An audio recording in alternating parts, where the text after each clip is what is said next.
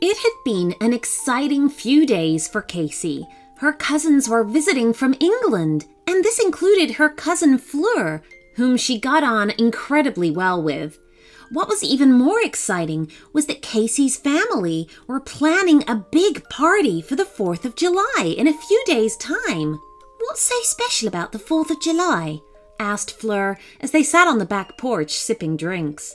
"It's Independence Day," said Casey, unable to stop herself grinning from the thought of it. "Everyone gets together and there's lots to eat and drink, and best of all, there are fireworks."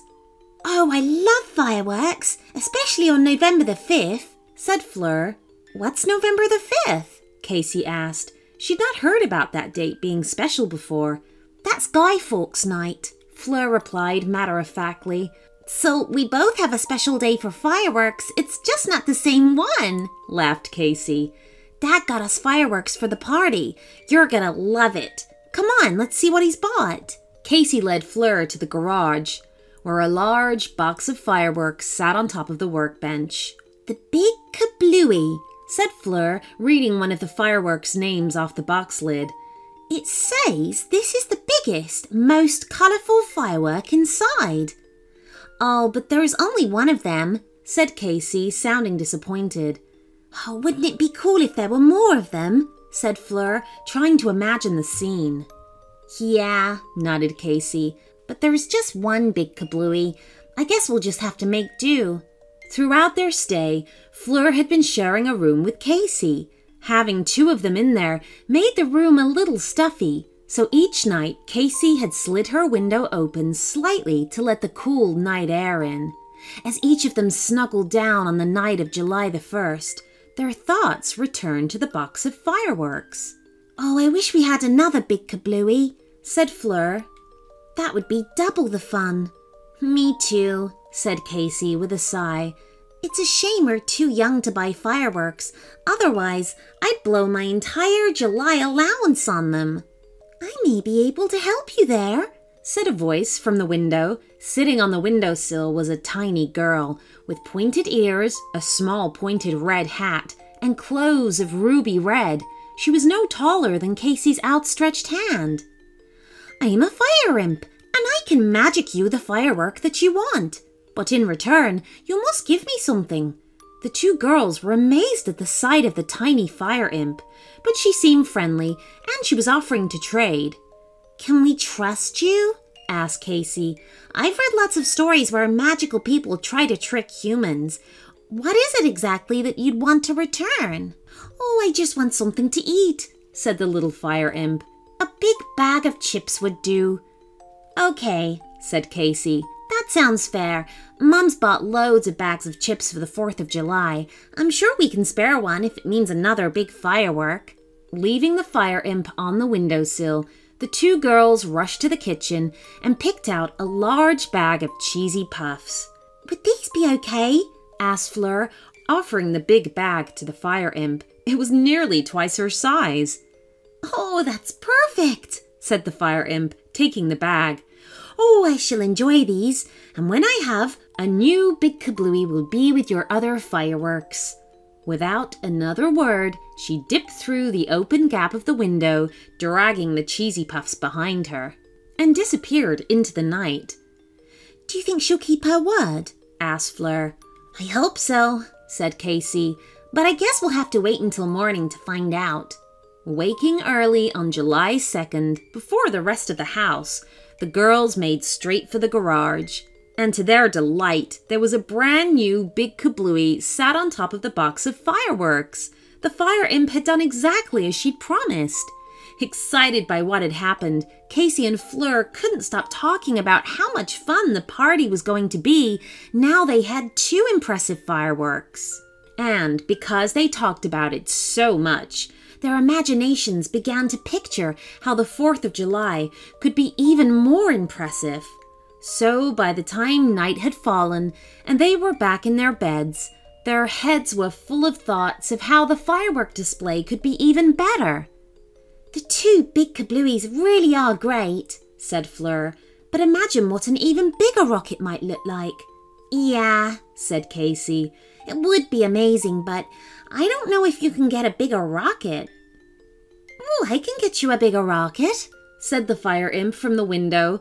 Unseen by the girls, she'd climbed through once again to take her spot from the previous night. "But if you'd like me to do that, you'll need to get something for me in return." "Well, that sounds fair," said Fleur. "If we're able to, of course." "Well, I'd like something to eat," said the little Fire Imp. "I'd quite like a big cheese sandwich."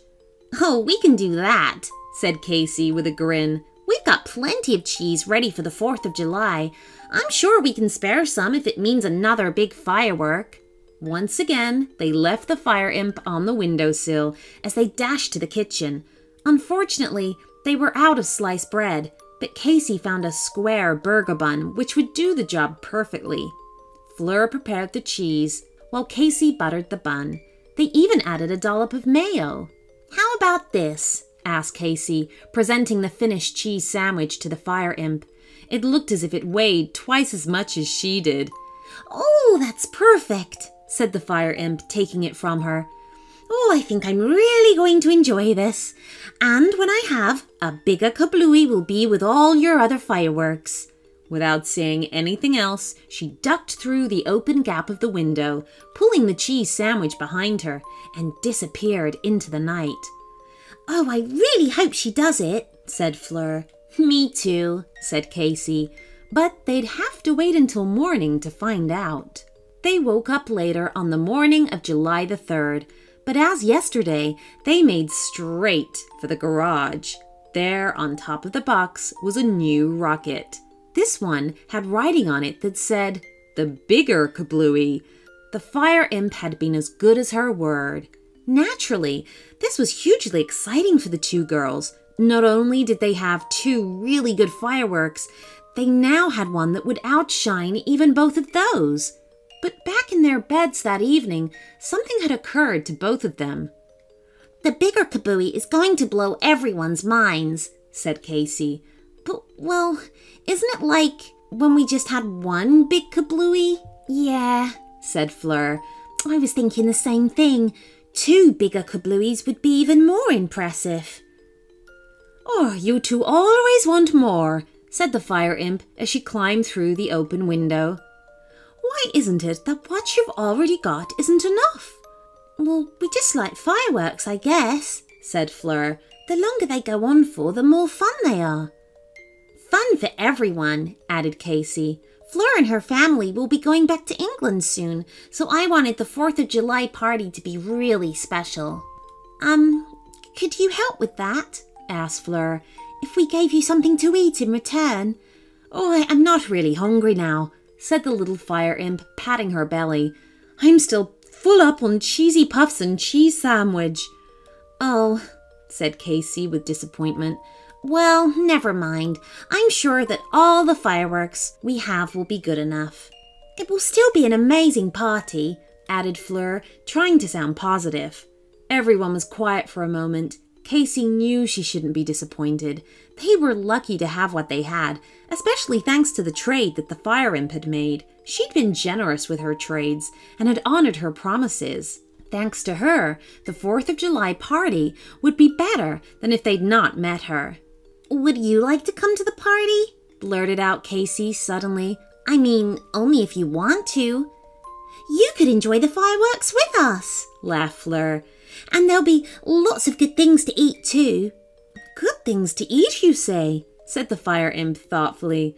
"Oh, I suppose by tomorrow evening I'll be hungry again." "Then you'll come?" asked Casey. "I think I will," smiled the Fire Imp. "But on one condition." "What's that?" asked Fleur. "I'm a Fire Imp, and Fire Imps repay kindness with kindness," she said, standing up straight.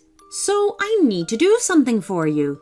Everyone in the house was up long before Casey and Fleur the following morning. The two girls had stayed up far too late, talking and giggling, both too excited to sleep. But this time, they didn't learn of what the Fire Imp had done by seeing it for themselves. They got to hear about it first instead. This happened when Casey's dad started calling excitedly for everyone to come quickly. The two girls, still in their PJs, leapt out of bed to arrive last amongst the family who were crowded around the open garage door.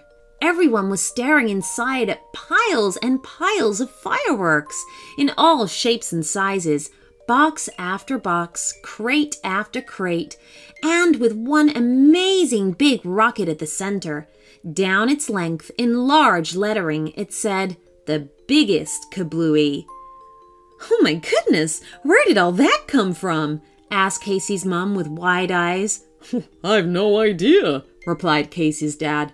"But one thing's for sure, tonight's gonna be the greatest 4th of July party ever."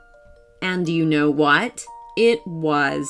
The firework display was so spectacular and went on for so long that it drew in friends and neighbors from several streets away. And with each set of new people came even more food and drink. It was a busy, bustling celebration that spilled over into the neighbors' backyards as the air was filled with rocket smoke, fizzes and whizzes, sparkles and bangs, and plenty of oohs and ahs. Casey, Fleur, and the Fire Imp had set themselves up in Casey's treehouse, having first carried up plenty of party food to see them through. It was perfect.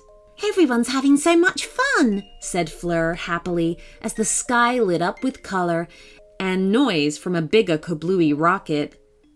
"Oh, it's better than I could have ever imagined," Casey added. "I'm glad," said the Fire Imp, eyeing the biggest kablooey rocket sat safely off to one side. That one was being saved until last, but there were so many fireworks still to enjoy. The best parties, I always think, are the ones that go with a bang. The end. So that you don't miss a single episode, just click that subscribe button.